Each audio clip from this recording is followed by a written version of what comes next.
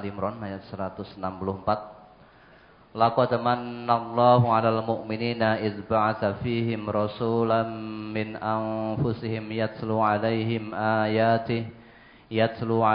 ayatihi wa yuzakkihim wa yu'allimuhumul kitaba wal hikmah wa in kanu min qablu lafi dhalalin mubin. Sungguh Allah telah memberi karunia kepada orang-orang yang beriman ketika Allah mengutus di antara mereka seorang rasul dari golongan mereka sendiri yang membacakan kepada mereka ayat-ayat Allah, membersihkan jiwa mereka dan mengajarkan kepada mereka Alkitab dan Al-Hikmah. Dan sesungguhnya sebelum kedatangan Nabi itu mereka adalah benar-benar dalam kesesatan yang nyata.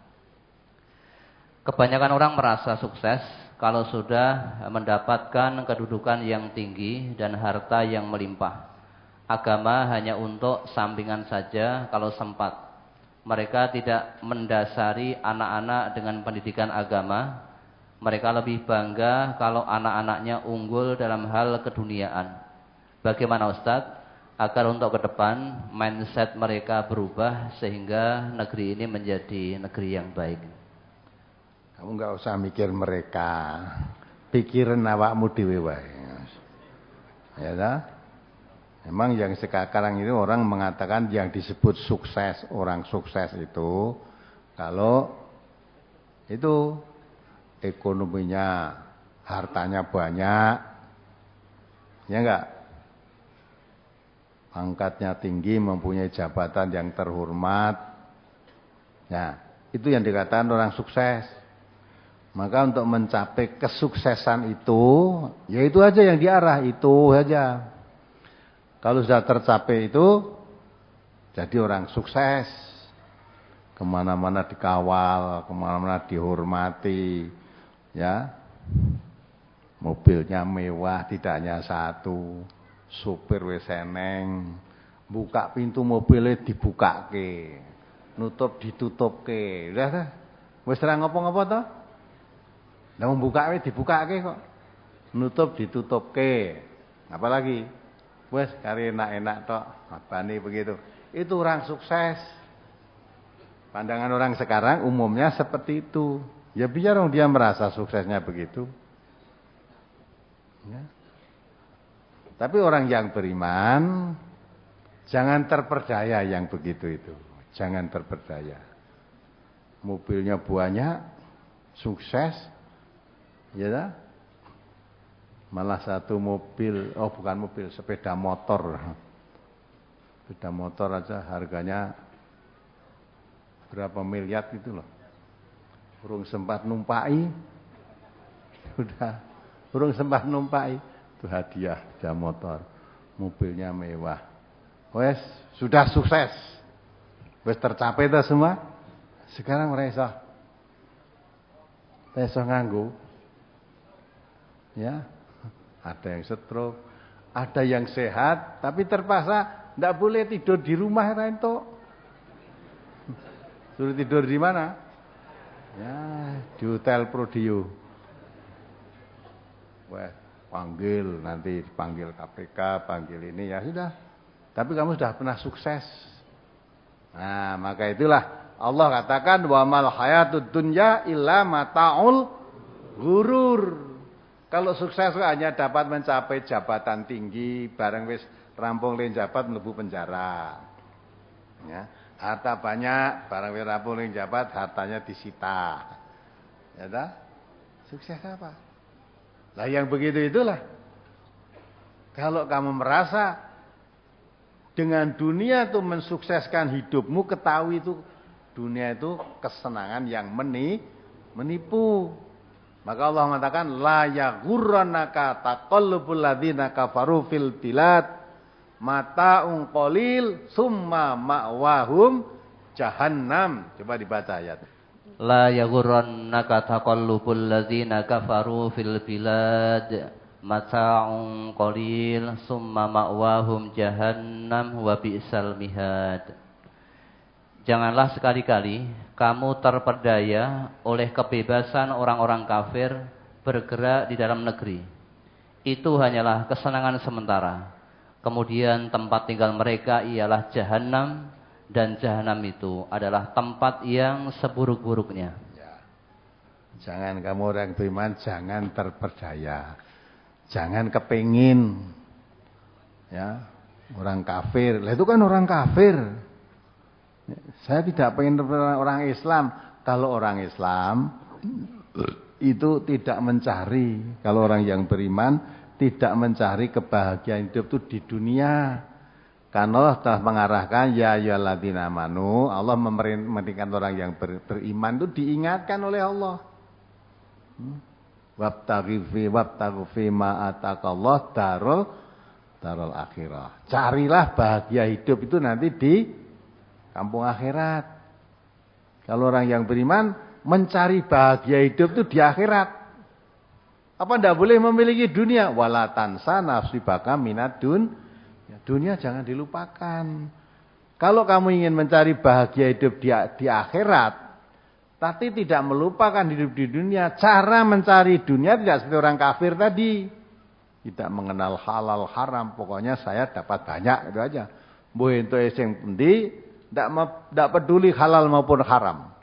Tidak peduli ini miliknya siapa, tidak peduli cara yang saya tempuh itu halal atau haram, tidak peduli. Kalau orang Islam yang dicari dengan cara yang halalan thayyiban. Ya ayyuhan nas kulu mimma fil ardi halalan thayyiban. Mencari rezeki itu yang halal dan yang baik. Bukan hanya menjadi asal banyak saja, tidak. Sedikit tapi halal lebih membawa berkah daripada banyak tetapi tidak halal. Ya, rezeki yang tidak halal itu di dunia pun tidak bisa menenteramkan hatimu. Sekarang apalagi dengan adanya KPK mulai bergerak ini. Sekarang misalnya yang ketangkap saya umpamanya. Wes. Orang yang belum ketangkap tapi ada kaitan dengan saya ketika meraut rezeki tadi, mengkorupsi ada kaitan, wis deg-degan walaupun belum konangan. Wah, wis konangan iso akhirnya nyakot aku iki. Nyakot aku ya bingung udah. Jadi mempunyai harta banyak tapi hatinya tidak tenang karena merasa. Tadi saya katakan kan, kamu tidak bisa menipu Allah, tidak bisa menipu dirimu sendiri. Kamu punya harta banyak itu untukmu kok ngendi coba. Ya, nanti Nabi kita mengatakan manusia belum bisa bergerak kakinya sebelum menghadapi pertanyaan 4 perkara.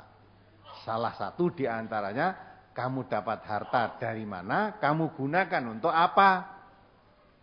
Harta yang diperoleh pun nanti ditanya kok, kan duwe rumah mewah banyak itu kok ngendi? Hasil dari mana? Kamu pegawai negeri gajimu berapa sebulan? Lah ini yang ngumpulkan SIM itu kok. Udah. Dapat harta dari mana? Ya, diurus semua oleh Allah nanti.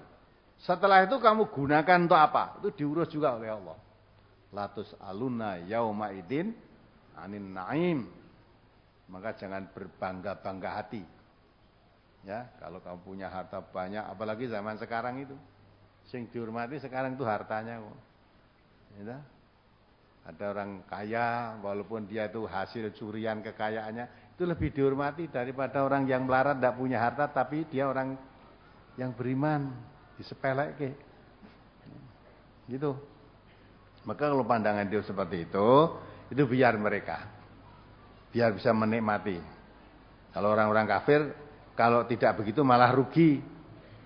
Dia hidupnya itu yang untuk di dunia, dia mengatakan meyakini hidup itu ya di dunia ini, tidak ada kehidupan setelah dunia ini. Kehidupan sana itu enggak ada. Mula mumpung urip nek kowe ora ngono malah rugi. Ya, sebab apa? Enggak ada harapan di akhirat kok. Ya mumpung urip wis sak karep-karep. Maka Allah mengatakan la yaghurrannaka taqallubul ladzina kafaru fil bilad. Jangan kamu terperdaya dengan geraknya orang-orang kafir. Kebebasannya di dunia ini mau apapun diberi kebebasan.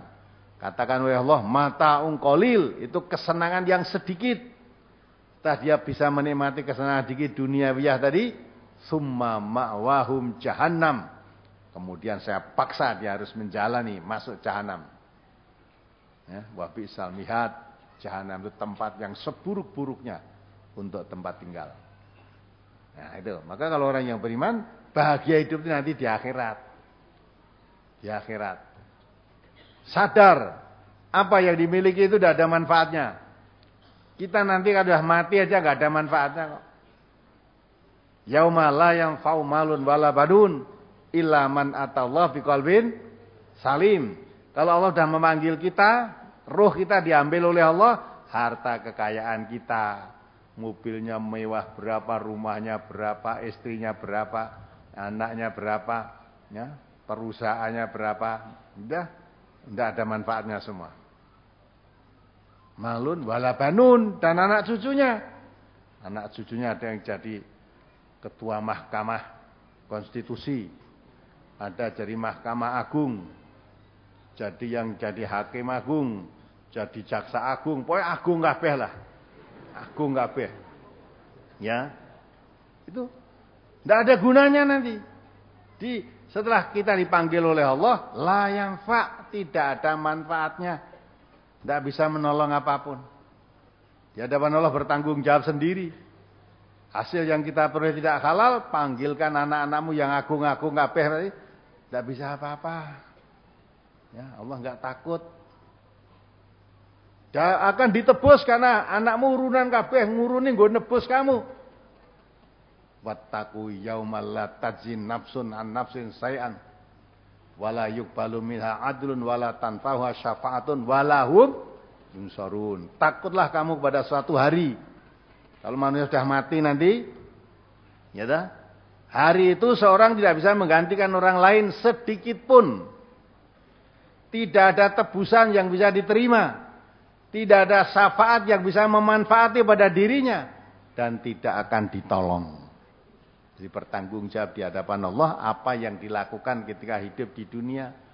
Anakmu kiai, anakmu ulama, anakmu ustadz, anakmu nabi sekalipun gak bisa menolong. Anaknya nabi rasa nolong apa mulai anaknya gali. Ya. Nabi gak bisa menolong. Ya. Sing agung-agung kabeh mau ya ora iso nolong. Ya. Wong sing agung-agung kuwi nanti kalau di dunia itu wis konangan KPK wis dadi asat kok. Wis ora iso agung meneh. Apalagi di akhirat apa yang diharapkan? Nah, maka cari bahagia hidup di akhirat. Perkara orang-orang begitu ya biarkanlah, didoakan aja, mudah-mudahan eling, sadar dunia ini hanya sementara, ya. Kadang-kadang orang masih mengejar dunia, maka Nabi kita mengatakan dunia dan akhirat itu kejar mengejar. Maka orang yang mengejar dunia, malaikat mengejar kamu dari belakang.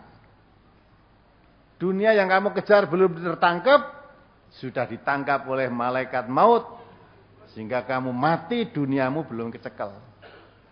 Tapi kalau kamu hidup mengejar akhirat, duniamu disertakan. Dibaca surat Asy-Syura ayat 20. Kalau hidup mengejar akhirat, dunianya disertakan oleh Allah.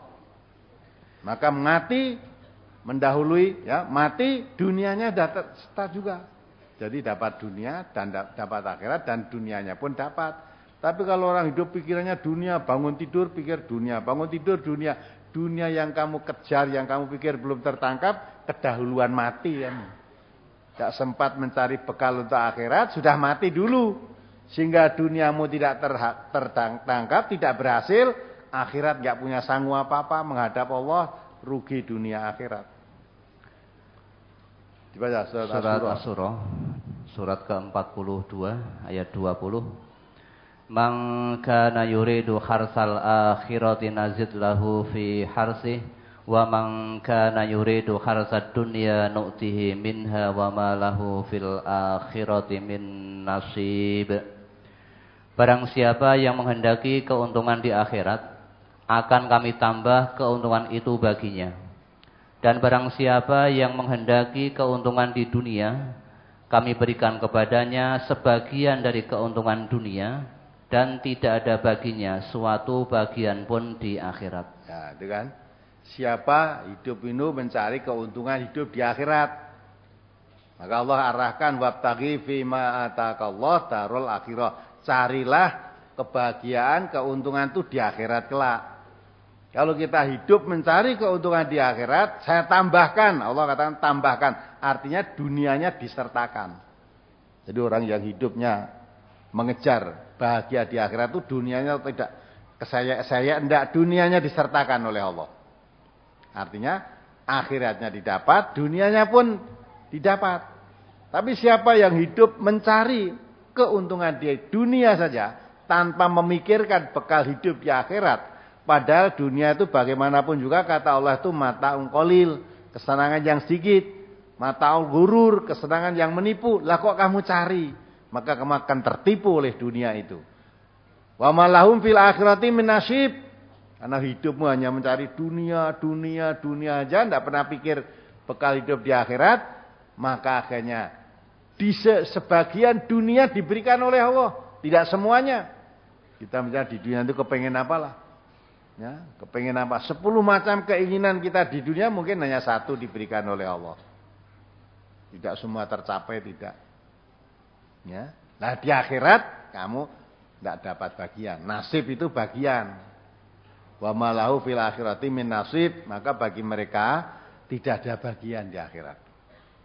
Ya. Nah, dunia tadi yang dikejar diberikan sebagian oleh Allah, tidak semuanya. Mungkin punya keinginan 10 hanya diberi 1 oleh atau 2 oleh Allah. Di akhirat kosong. Nah, maka itu kalau orang yang beriman cari bahagia hidup di akhirat. Bukan berarti mungkur neng kadonya tidak mau dunia, tidak. Dunia mau, tapi akhirat jadi tujuan. Nah, kalau mencari bahagia hidup di akhirat, mencari dunianya pun hati-hati, tidak asal dapat banyak. Walaupun diberi, tanya dulu dari mana yang diberikan pada saya. Ini uang halal atau haram? Kamu dapat dari mana? Usulah pokoknya tomponan rendah. Kalau tidak jelas saya enggak mau. Ya. Banyak orang yang mau nompo orang ngerti barang anu katut itu banyak. Di dunia aja sudah ikut sengsara apalagi di akhirat. Nah makalah tidak usah memikir orang semacam itu. Pikir awake dhewe ku anfusakum wa ahlikum. Nah lalu kita jaga diri kita. Ya, kita jaga keluarga kita, anak istri kita jangan sampai masuk neraka. Tersentuh pun jangan. Apalagi sampai masuk wis ora iso metu kowe. Nek urung ana entum mlebu bolongan dom. Kan gitu kan? Itu boleh, kamu percaya boleh, tidak percaya boleh. Wong Allah yang mengatakan fa masya'afal yu'min wa masya'afal kufur. Siapa mau beriman silakan iman. Kamu kafir enggak percaya silakan, enggak apa-apa. Allah menjanjikan semua orang yang sudah masuk neraka jangan harap masuk surga sebelum ada unta masuk ke lubang jarum. Unta masuk lubang jarum kalau Allah menghendaki bisa enggak? Bisa, mulon tenono. Ya kan? Semua kalau kamu mengatakan, makanya ada 2 pendapat. Ya, ayat mengatakan orang tidak mungkin masuk surga sebelum ada unta masuk lubang jarum bagi orang yang sudah masuk neraka. Yang satu berpendapat itu maksud ayat itu tidak mungkin. Tidak mungkin masa unta bisa masuk lubang jarum itu maksud Allah itu tidak mungkin. Jaluk kamu sudah masuk neraka kok mengharapkan surga itu maksudnya tidak mungkin gitu loh. Yang satu berpendapat kalau Allah menghendaki ya bisa gitu loh. Ya, Allah menghendaki unta masuk lubang jarum bisa. Gajah aja masuk lubang jarum bisa kalau Allah menghendaki kok. Ya bisa. Ya, bisa kalau Allah menghendaki. Kemudian timbul pertanyaan lagi, kira-kira Allah menghendaki enggak unta masuk lubang jarum? Jangan dikira-kira. Mesti bisa Allah. Pasti Allah itu pasti bisa. Tetapi juga pasti Allah tidak menghendaki lagi. Loh kok bisa pasti? Dasarnya apa? Karena Allah mengatakan walan tajida li sunnatillahi tabdila walan tajida li sunnatillahi tahwila. Ya, sunnah Allah, ketetapan Allah tidak akan mengalami perubahan. Allah sudah membuat ketetapan tidak mungkin mengalami perubahan. Unta yang sebesar itu bisa masuk jarum itu tidak mungkin.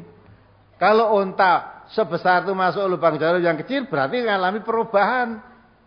Unta ini mungkin jadi kecil, jarumnya jadi apa begitu? Tidak mungkin. Tapi itu bahasa itu ya sudah, monggo. Maka kalau kita mau beragama, mencari bahagia hidup di akhirat ini, jangan bercita-cita saya mau masuk surga walaupun harus lewat neraka dulu, jangan. Nek bacot lewat neraka kon ngenteni unta masuk lubang jarum. Ya, kita ingin masuk surga tanpa masuk neraka, harus gitu. Masa lewat masuk neraka? Siksaan api neraka paling ringan tuh kalau delamaan kaki ngidak bara api di neraka, net kita aja otaknya ini mendidih. Mau berani kamu ngalami gitu? Terus kamu tidak akan diakhiri masuk surga. Tunggu kalau sampai ada unta masuk lubang jarum. Kalau belum ada ya tungguin sih. Apa begitu? Nah, silahkan kalau mau percaya begitu ya silahkan.